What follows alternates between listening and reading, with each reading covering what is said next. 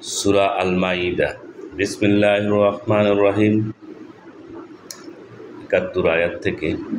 তারা ধারণা করেছে যে কোনো অনিষ্ট হবে না, ফলে তারা আরও অন্ধ ও বধির হয়ে গেল। অতঃপর আল্লাহ তাদের তওবা কবুল করলেন। এরপরও তাদের অধিকাংশ অন্ধ ও বধির হয়ে রইল। আল্লাহ দেখেন তারা যা কিছু করে। তারা কাফের যারা বলে যে মরিয়ম তনয়া মহিষই আল্লাহ, অথচ মসিহ বললেন, হে বনী ইসরাইল, তোমরা আল্লাহর ইবাদত করো, যিনি আমার পালনকর্তা এবং তোমাদেরও পালনকর্তা। নিশ্চয়ই যে ব্যক্তি আল্লাহর সাথে অংশীদার স্থির করে, আল্লাহ তার জন্যে জান্নাত হারাম করে দেন এবং তার বাসস্থান হয় জাহান্নাম। অত্যাচারীদের কোনো সাহায্যকারী নেই। নিশ্চয় তারা কাফের যারা বলে আল্লাহ তিনের এক, অথচ এক উপাস্য ছাড়া কোনো উপাস্য নেই।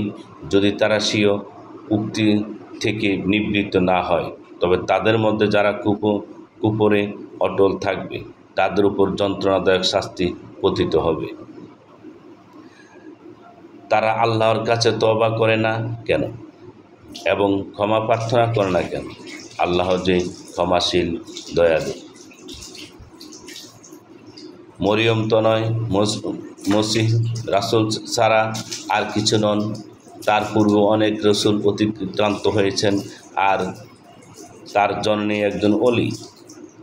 তারা উভয়ই খাদ্য ভক্ষণ করতেন। দেখুন, আমি তাদের জন্য কিরূপ যুক্তি প্রমাণ বর্ণনা করি। আবার দেখুন তারা উল্টো কোন দিকে যাচ্ছে। বলে দিন, তোমরা কি আল্লাহ ব্যতীত এমন বস্তুর ইবাদত করো যে তোমাদের অপকার ও উপকার করার ক্ষমতা রাখে না, অথচ আল্লাহ সব শুনেন ও জানেন।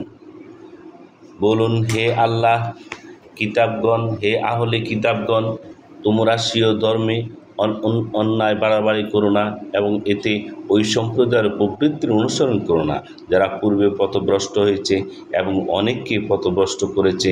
তারা সরল পথে থেকে বিচ্যুত হয়ে পড়েছে। বনী ইসরাইলের মধ্যে যারা কাফের, তাদেরকে দাউদ ও মরিয়ম তনয় ঈসার মুখে অভিসম্পাত করা হয়েছে। এটা এই কারণে যে তারা অবাধ্যতা করত এবং সীমা লঙ্ঘন করত। তারা পরস্পরকে মন্দ কাজে নিষেধ করত না যা তারা করত। তারা যা করত তা অবশ্যই মন্দ ছিল। আপনি তাদের অনেককে দেখবেন কাফেরদের সাথে বন্ধুত্ব করে। তারা নিজেদের জন্য যা পাঠিয়েছে তা অবশ্যই মন্দ।